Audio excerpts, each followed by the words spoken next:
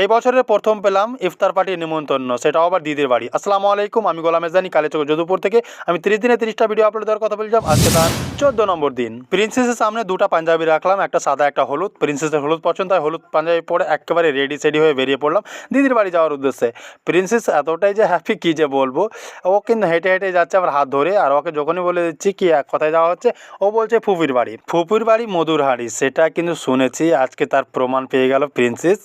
তাই প্রিন্সেসকে একটু round round করে ঘুরিয়ে একটু ক্লান্ত করে নিয়ে নিলাম কোলে। হ্যালো বলো তো, আমরা যাচ্ছি ফুপির বাড়ি। আজকে যাবো আমরা। আজকে যাব ফুপির বাড়ি। ওয়াও, ওকে টাটা। কে কথা? হাপা দাও, হাপা। ফাইনালি চলে আসি দিদির বাড়ি। দিদির বাড়িতে এসে দেখি নিচে কেউ নেই, সবাই কিন্তু ওপরে নিজের নিজের কাজে ব্যস্ত। তাই প্রিন্সেসকে নিয়ে পড়লাম ওপরে। এবার উপরে এসে দেখি অলরেডি এখানে খিচুড়ি রান্না করা কমপ্লিট হয়ে গেছে। এখানে কিন্তু প্লেন খিচুড়ি করেছে, প্লেন খিচুড়ি মারাত্মক সুন্দর লাগে খেতে। আর এইদিকে দেখি দাদা চিকেন রান্না করছে। চিকেন কিন্তু মোটামুটি করে কষিয়ে কষে লাল লাল করে কষাচ্ছে। রান্না কমপ্লিট, ওখানে চিকেনও। এবার বেরিয়ে পড়লাম, একটু রেস্ট করব। রুমে যাচ্ছি।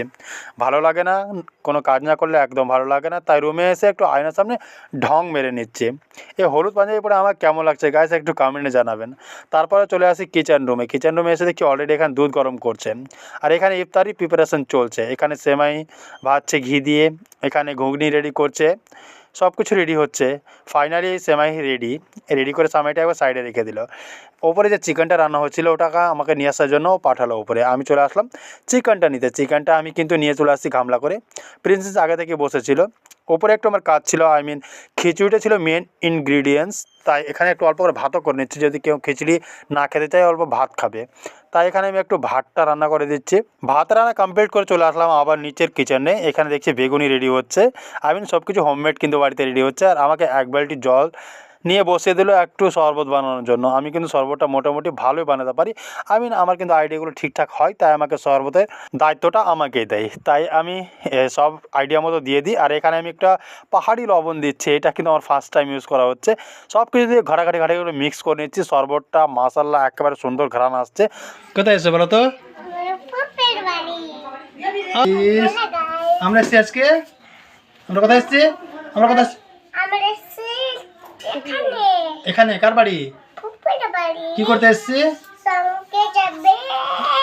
না না না, কি করতে এসছি আমরা কি করতে এসছি বলো? কি করতে এসেছে? এদিকে ইফতার টাইমটাও কাছে আসে, এদিকে আমি ফ্রুট কাটাকাটি শুরু করে দিই। অলরেডি তরমুজ কাটা হয়ে গেছে, এখানে পেঁপেটাও কেটে নিচ্ছি।